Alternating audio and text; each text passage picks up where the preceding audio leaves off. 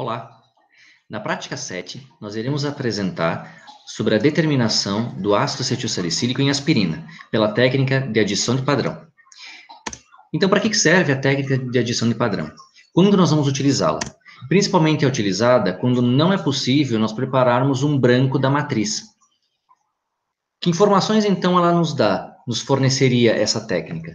Ela é altamente pertinente e para a gente conseguir avaliar se existe algum interferente na determinação de um analito numa amostra. Ou seja, ela consegue nos dizer se existe algum tipo de interação dentro da matriz que complicaria ou facilitaria a determinação do analito, pela técnica a qual nós estamos trabalhando. E, por fim, que informação, então, forneceria do analito? A técnica é capaz de mensurar o analito e nos dizer também a capacidade com a qual a metodologia analítica que nós estamos utilizando é capaz de medi-lo.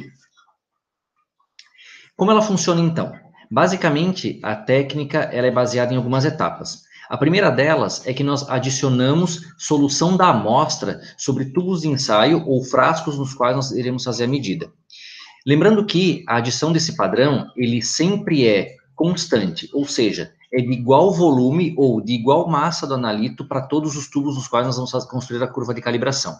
O único tubo no qual não vai a presença do padrão é o tubo de branco, que é utilizado para fazer a zeragem do equipamento na hora de fazer a medida.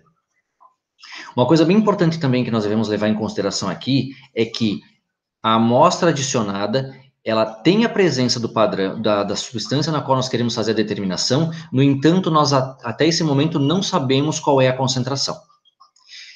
O segundo reagente a ser adicionado nesses mesmos tubos é a solução padrão do analito, aquele comercial, aquele que é comprado e nós preparamos a solução. Aqui a concentração do analito no frasco, ele é conhecido. Então nós temos que adicionar em cada um dos tubos volumes que se referem a concentrações na ordem crescente em cada um dos tubos. Vale ressaltar aqui também que o tubo branco não é adicionado nada do padrão da substância. Ainda assim, o tubo 1, que é o primeiro tubo, também não é adicionado. Ele é o que nós chamamos de zero de adição. Na verdade, então, que nós temos do tubo 1 ao tubo 6, a curva de calibração por adição de padrão, na qual em todos eles existe a presença da amostra, que tem concentração desconhecida do analito, e menos no primeiro tubo e nos demais, nós temos então a presença do padrão de concentração conhecida. Nós estamos adicionando padrão em concentração conhecida sobre as amostras. Por fim, então, nós adicionamos um volume de água ou um outro solvente qualquer para equalizar os volumes dentro dos tubos. Então, dessa forma, nós temos que as concentrações são todas, os volumes, perdão, são todos equivalentes. E aí nós fazemos a medida espectrofotométrica ou usando algum equipamento específico, fazemos o tratamento desses dados gráfica e matematicamente.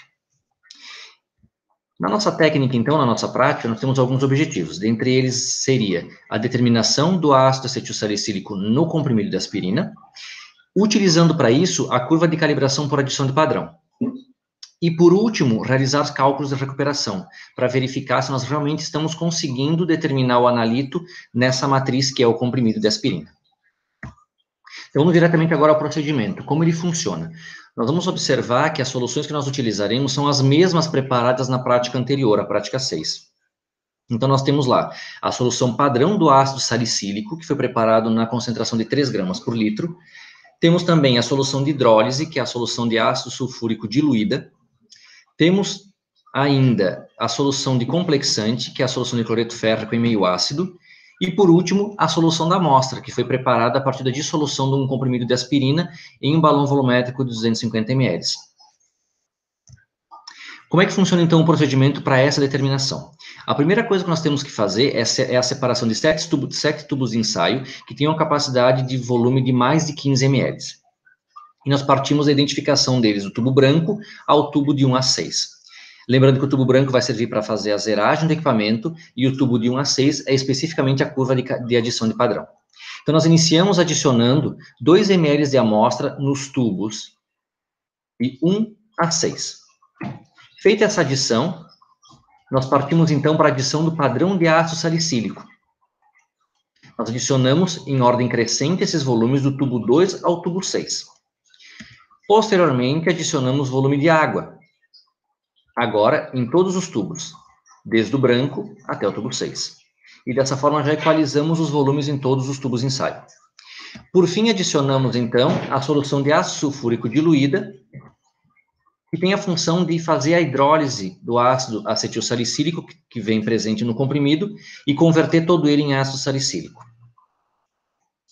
Agora nós fazemos, então, a homogeneização desses tubos para efetuar a hidrólise por 15 minutos, em banho-maria em bico de Bunsen.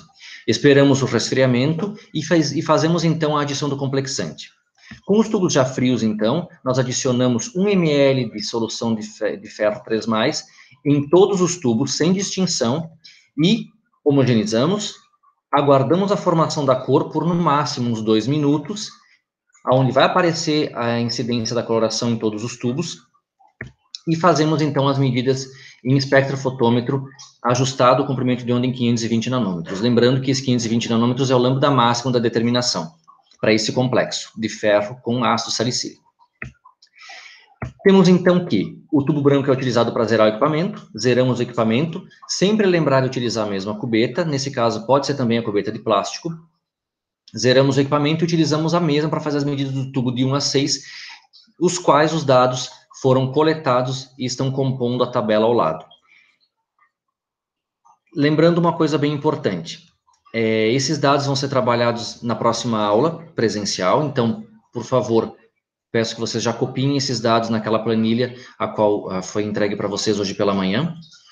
E é importante vocês observarem que na curva de adição de padrão, nós não temos triplicatas ou réplicas da amostra. Isso é bem importante que vocês já observem desde agora.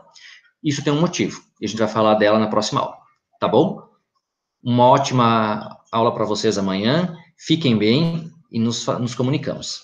Um abraço a todos, tchau.